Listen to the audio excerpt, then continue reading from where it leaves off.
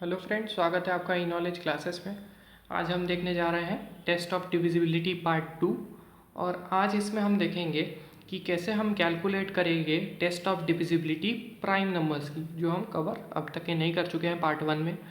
तो वो prime numbers है 7, 11, 13, 17, 19 और 23। तो इन सब की जो टेस्ट ऑफ डिविजिबिलिटी होती है, इसे हम ऑस्क्यूलेटर के थ्रू कैलकुलेट करते हैं। ठीक है, अब ऑस्क्यूलेटर क्या है वो मुझे आपको आगे एक्सप्लेन करना पड़ेगा। जो टेस्ट ऑफ डिविजिबिलिटी इसके पहले हम निकालते थे, जैसे नंबर्स होते थे 2, 3, 4, ठीक है, 8।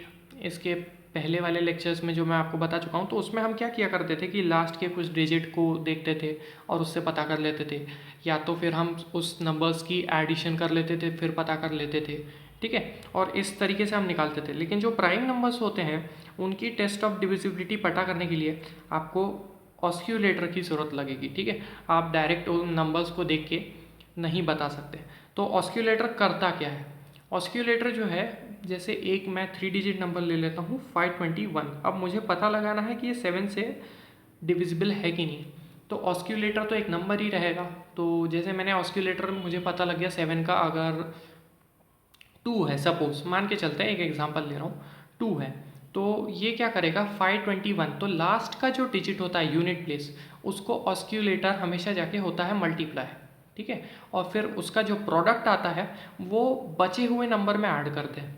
ठीक है, तो जैसे 521, अब इसमें 1 यूनिट डिजिट है, 1 को मल्टीप्लाई करेंगे हम ऑस्क्यूलेटर के साथ। ऑस्क्यूलेटर की वैल्यू यहाँ पे हम सपोज कर रहे हैं 2 है। ठीक है, तो 2 इंटू 1 हो गया आपका 2, और 2 फिर जाके ऐड हो जाएगा बचे हुए नंबर के बाद में।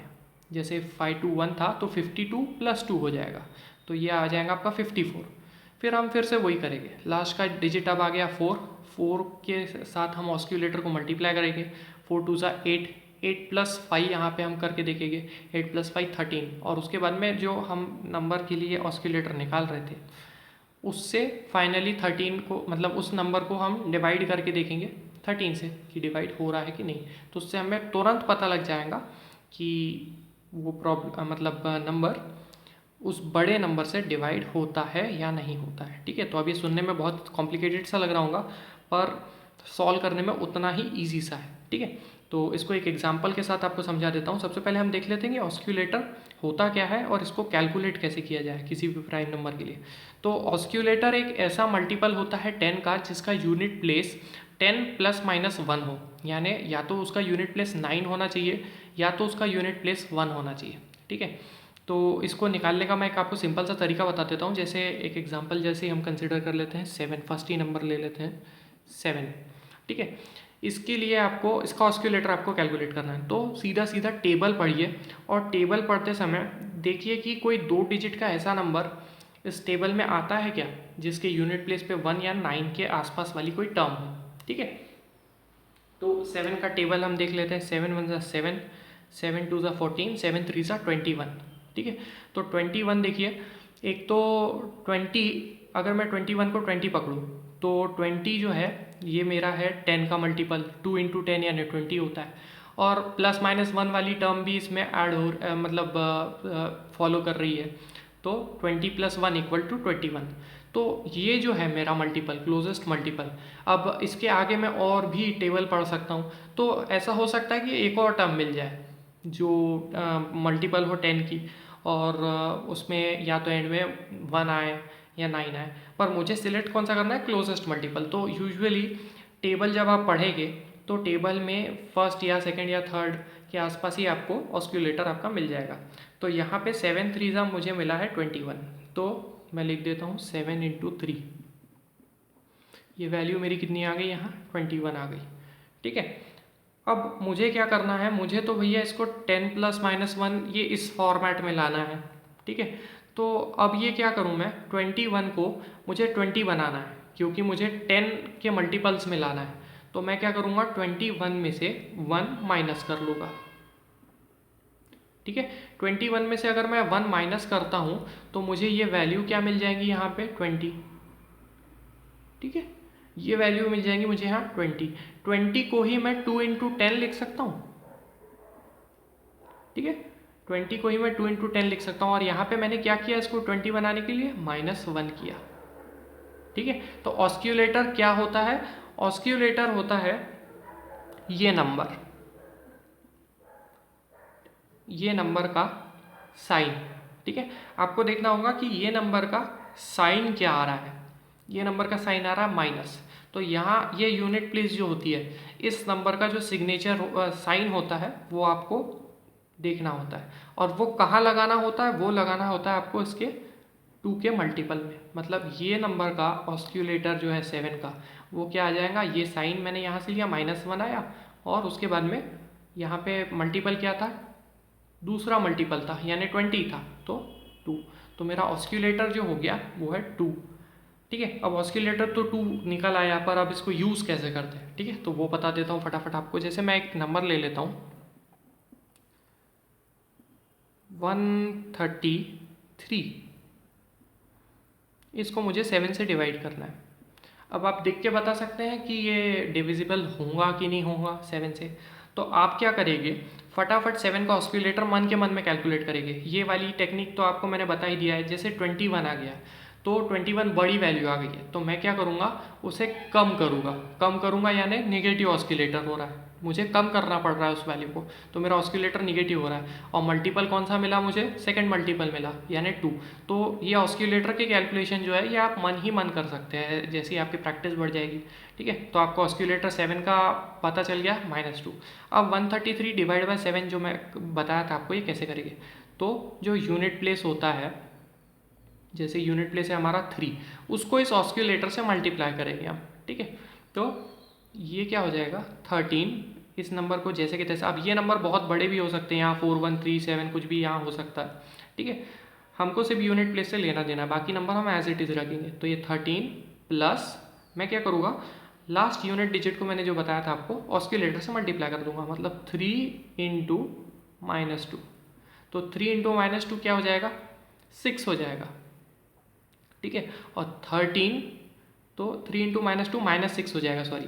ठीक है, तो ये वैल्यू आपकी क्या आ जाएंगी, 13 - 6। तो 13 - 6 कितना होता है आपका, 7। अब 7 जो है 7 से डिविजिबल है क्या, बिल्कुल है, यानी 133 ये जो आपका नंबर है ये 7 से डिविजिबल होगा। ठीक है, तो अब ये एक्सप्लेन करते टाइम मुझे ये इतना ज़्यादा टाइम लग गया इसको बताने में, नहीं तो अभी आप देखेंगे कि फटाफट मैं 5-5 सेकेंड में फटाफट कैसे पता करता हूँ कि ये नंबर डिविजिबल इससे होंगे कि नहीं होंगे। ठीक है, सबसे पहले हम ऑस्क्यूलेटर देख लेते हैं और दूसरे नंबर्स के। ठीक है, तो दूसरे नंबर्स के ऑस्क्यूलेटर देखने के लिए इसका ऑस्क्यूलेटर निकालेंगे। अब 9 एक ऐसा नंबर है, यहाँ तो खुद ही 1 और 9 हमको ढूंढना है। 9 की टेबल में 9 तो खुद ही 9 है, तो हमको कुछ करना पड़ा क्या, नहीं करना पड़ा। तो हम इसको कैसे लिख सकते हैं, 9 इंटू 1 लिख सकते हैं। ठीक है, अब 9 इंटू 1 है, पर मुझे तो 10 चाहिए, क्योंकि मुझे एक मल्टीपल बनाना है 10 का। तो मुझे इसको क्या करना पड़ेगा, मुझे इसको इंक्रीमेंट करना पड़ेगा 1 से। ठीक है, मुझे इसको इंक्रीमेंट करना पड़ेगा 1 से, तभी ये 10 का मल्टीपल बनेगा। तो ये 10 इंटू, अब एडिशन हुई है, यानी साइन भी जो होगा वो होगा +1, यानी इसका ऑस्क्यूलेटर क्या निकल आया यहाँ पे, +1। और दूसरे टर्म्स के भी और ऑस्क्यूलेटर निकाल लेते हैं अपन पहले, और उसके बाद फटाफट देखेंगे कि कैलकुलेशंस कैसे होते हैं। ठीक है, 11 का ऑस्क्यूलेटर निकाल लेते हैं। अब 11 एक ऐसा ऑलरेडी 10 का मल्टीपल है ही, और 1 उसमें ऑलरेडी इंक्रीमेंटेड है भी। ठीक है, तो इतना कैलकुलेशन आपको करने की ज़रूरत ही नहीं है। आप देख रहे हैं यहाँ पे कि ये 10 का कौन सा मल्टीपल है, 11 जो है 10 का कौन सा मल्टीपल है, पहला मल्टीपल है। ठीक है, और उसको आपको 1 से जब आप डिक्रीमेंट करेंगे, मतलब 11 को जब आप 1 से जब माइनस करेंगे तब आपको 10 मिलेगा। ठीक है, और 10 का ये कौन सा मल्टीपल है, 10 इंटू फर्स्ट मल्टीपल है। तो मैंने आपको क्या कहा था, यहाँ से आप सिग्नेचर लेंगे। ठीक है, यहाँ से आप साइन उठाएंगे, तो साइन किसका मिला आपको, माइनस का, और यहाँ से आप कोएफिशिएंट उठाएंगे और उसको बता देंगे यहाँ पे। तो माइनस, और कौन सा मल्टीपल है, तो पहला ही मल्टीपल है, तो 1। तो 11 का ऑस्क्यूलेटर हो गया -1। 13 का देख लेते हैं। 13 का ऑस्क्यूलेटर कैसे कम हो जाएगा, 13 1 = 13, 13 3 = 39। देखिए 13 3 = 39 होता है। 13 3 मुझे वैल्यू कितनी मिल गई यहाँ पे, 39। अब मैं देख रहा हूँ कि 39 भैया कम वैल्यू है, मुझे इसे इंक्रीमेंट करना पड़ेगा 40 बनाने के लिए। ठीक है, तो 39 + 1 मैं जब लिखूँगा तो ये 40 बन जाएगा। ठीक है, 40 कौन सा मल्टीपल है 10 का? 40 कौन सा मल्टीपल है 10 का? 4th मल्टीपल है। तो यहाँ से वैल्यू उठाएंगे और यहाँ से साइन, तो आपका ये जो ऑस्क्यूलेटर आ जाएगा ये आ जाएगा +4। ठीक है, 17 के लिए देख लेते हैं ऑस्क्यूलेटर। ठीक है, अब 17 3 अभी देखिए 17 3 51 होता है। ठीक है, 51। अब 51 में मुझे क्या करना पड़ रहा है, 51 तो बड़ी टर्म हो गई, तो इसको 50 बनाने के लिए मुझे -1 करना पड़ेगा। ठीक है, -1 करने के बाद मुझे क्या मिलेगा, 5 × 10 यानी 50 मिलेगा। तो हम यहाँ से सिग्नेचर लेंगे और यहाँ से मल्टीपल लेंगे, तो मुझे आंसर क्या मिल गया इसका, -5। ठीक है, तो इसी तरीके से आप मन ही मन में विदिन 2 सेकेंड फटाक से पहले ऑस्क्यूलेटर कैलकुलेट कर सकते हैं और उसके बाद बड़े से बड़े नंबर की टेस्ट ऑफ डिविजिबिलिटी निकाल सकते हैं। अब हम देख लेते हैं कि एग्जांपल ले लेते हैं। एग्जांपल में जैसे अब इसमें स्पेस की कमी हो रही है थोड़ी, तो एक एग्जांपल डिस्कस कर ही लेते हैं। जैसे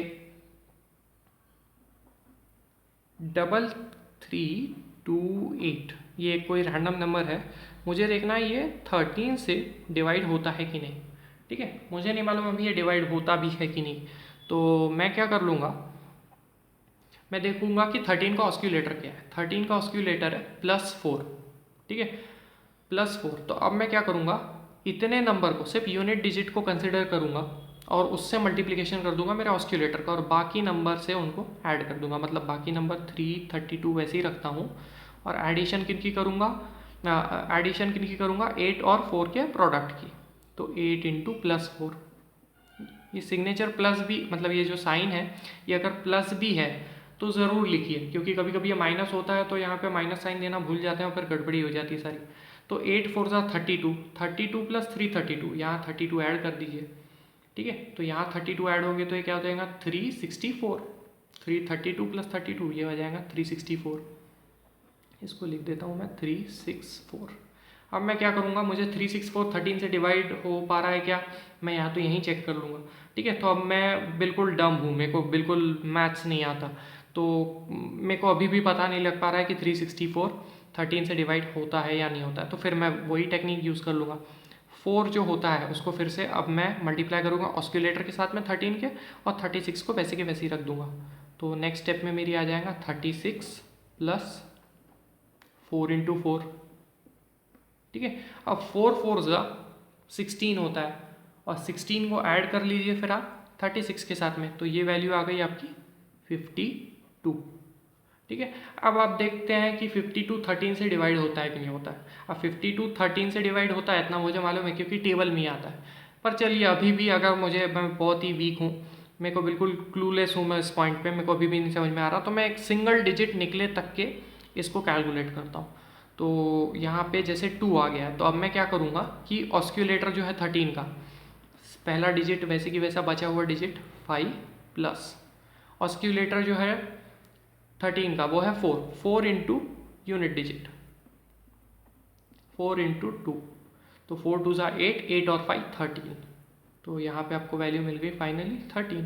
तो 13 से डिवाइड होता है क्या, अब तो आपको मानना ही पड़ेगा कि बिल्कुल हाँ 13 से डिवाइड होता है, तो ये डिवीजन आपका परफेक्ट होगा। तो इसी से आप पता लग सकते हैं कि ये डिवीजन परफेक्ट होगा कि नहीं होगा। इतने बड़े बड़े नंबर्स 13 से डिवाइड होते कि नहीं है, कि किसी किसी सिचुएशन में आप फंस जाते हैं जब आपको एक बड़ा नंबर दे दिया जाता है, खासकर डेटा इंटरप्रिटेशन सिंप्लीफिकेशन में, जहाँ बड़े बड़े नंबर दिए रहते हैं, 13 का डिवीजन नीचे दिया रहता है और आपको पता लगाना रहता है कि ये एग्जैक्टली 13 से मल्टीप्लाई होगा कि नहीं।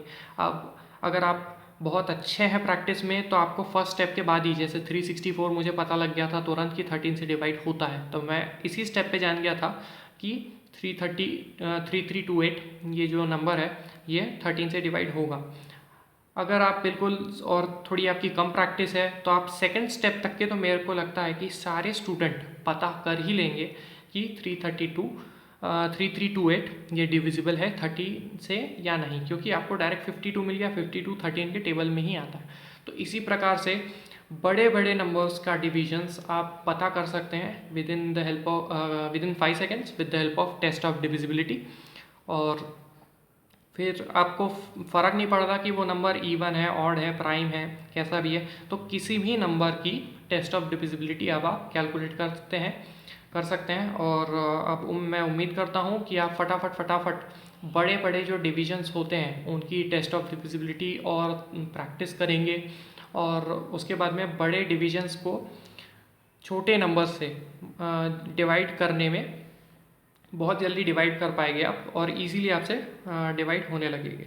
और आगे के लेक्चर्स में अब मैं आपको मोस्ट अवेटेड जो चीज़ होती है, ट्रिक्स, कि कैसे बड़े बड़े 4 नंबर्स को 3 डिजिट 4 डिजिट नंबर्स को कैसे डिवाइड किए जाए, वो लाया करूँगा। ठीक है, तो अगर ये लेक्चर आपको पसंद आया तो इसे ज़रूर लाइक करिए, ज़्यादा से ज़्यादा दोस्तों के साथ शेयर करिए, और चैनल को सब्सक्राइब करना मत भूलिएगा।